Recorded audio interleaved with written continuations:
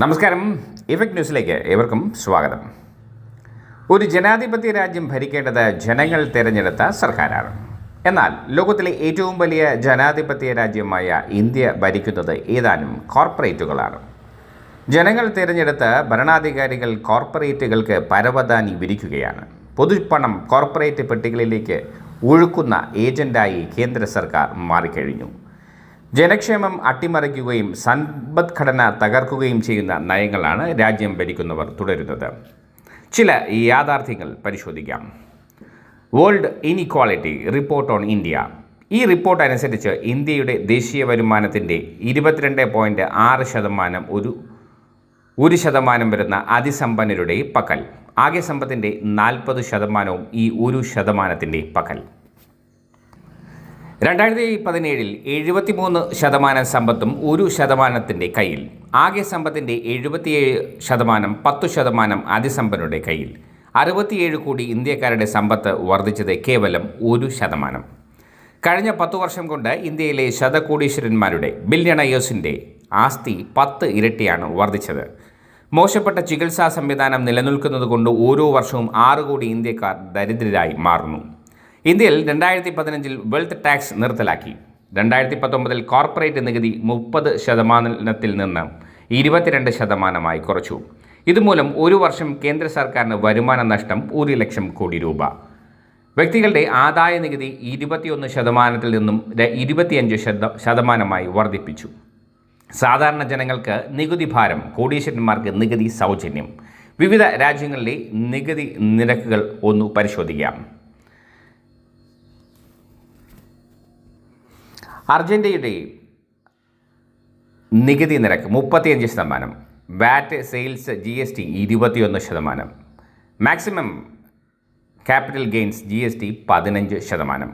അങ്ങനെ തുടങ്ങി Australia, China, Finland, France, Germany, India, South Africa, United Kingdom, United States. ഈ പട്ടിക നോക്കിയാൽ വ്യക്തമായി മനസ്സിലാകും. അതിസമ്പന്നരുടെ നികുതി നിരക്ക് ഇന്ത്യയിലാണ് ഏറ്റവും കുറവ്. പാവപ്പെട്ടവർ ഉൾപ്പെടെ അടങ്ങുന്ന ചരക്ക് സേവന നികുതി GST ഏറ്റവും കൂടുതൽ ഇന്ത്യയിൽ. രാജ്യം വലിയ സാമ്പത്തിക ശക്തിയായി വളരുന്നുവെന്ന് ഭരണാധികാരികൾ. എന്നാൽ ഇവിടെ വളരുന്നത് ശതകോടീശ്വരന്മാരും അവരുടെ ആസ്തിയും. കഴിഞ്ഞ 10 വർഷം കൊണ്ട് അദാനിയുടെ സമ്പത്ത് 1225% വർദ്ധിച്ചു. അംബാനിയുടെ സമ്പത്ത് 350% വർദ്ധിച്ചു. 2024 ഫോബ്സ് ബില്യണയേഴ്സ് ലിസ്റ്റ് അനുസരിച്ച് ഇന്ത്യയിൽ 200 ശതകോടീശ്വരന്മാരുടെ ആസ്തി 79,61,130 കോടി രൂപ. ഇന്ത്യയുടെ GDP 160.71 ലക്ഷം കോടി രൂപ.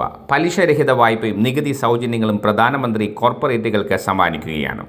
സ്വകാര്യവൽക്കരണത്തിലൂടെ രാജ്യത്തിൻ്റെ പൊതുസ്വത്ത് അവർക്ക് കൈമാറുന്നു. പ്രധാനമന്ത്രി ഏറ്റവും കൂടുതൽ സമ്പത്ത് നൽകിയ 3 പേർ: അദാനി, അംബാനി, അനിൽ അഗർവാൾ. ഇന്ത്യയിലെ 10 ബില്യണേഴ്സിൻ്റെ ലിസ്റ്റ് നോക്കിയാൽ തുടക്കത്തിൽ മുകേഷ് അംബാനി, ഗൗതം അദാനി, ശിവ് നാടാർ, സാവിത്രി ജിണ്ടൽ, ദിലീപ് സാംഗ്വി, സൈറസ് പൂനവാല, കുശാൽ പാൽ സിംഗ്, കുമാർ ബിർള, രാധാകൃഷ്ണൻ ദമാനി. അവരുടെ ആസ്തി ഒന്ന് നോക്കിയാലോ? ഈ പട്ടിക അത് വെളിപ്പെടുത്തുന്നു. ഒന്നാമൻ മുകേഷ് അംബാനി 116 ബില്യനാണ്. ഗൗതം അദാനി 84 ബില്യൺ. 1 ബില്യൺ എന്നത് 100 കോടിയാണ്. ഓർക്കുക, $1 80 രൂപയ്ക്ക് മുകളിലുമാണ്. ഗൗതം അദാനിയുടെ സമ്പത്തൊന്ന് നോക്കിയാലോ? 211 സബ്സിഡിയറി കമ്പനികളുടെ ഉടമ. ഭൂരിഭാഗം കമ്പനികളും തഴച്ചു വളർന്നത് കഴിഞ്ഞ 10 വർഷത്തിനുള്ളിൽ. പ്രധാനപ്പെട്ട അദാനി കമ്പനികൾ ഇവയൊക്കെയാണ്: Adani enterprises, Adani new industries, Adani connections, Adani water, Adani airports, Adani enterprises ഖനനം, Adani integrated resource management, Adani road transport, Adani digital lab, Adani defence system, Adani total gas, Adani power, Kutch copper, Mundra petroleum, Ambuja cement, NDTV.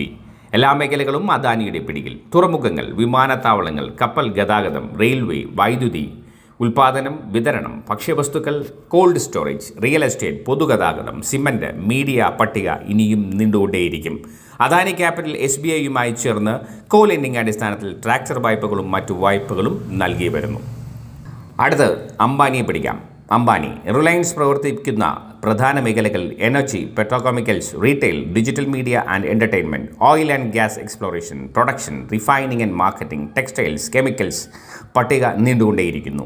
2023 മാർച്ചിൽ റിലയൻസ് റീറ്റെയിലിന് 18,774 സ്റ്റോറുകളും 29.3 കോടി ഇടപാടുകാരും ഉണ്ടായിരുന്നു. 2016 പ്രധാനമന്ത്രി പുറത്തിറക്കിയ റിലയൻസ് ജിയോ 47 കോടി ആളുകൾ ഉപയോഗിക്കുന്നു.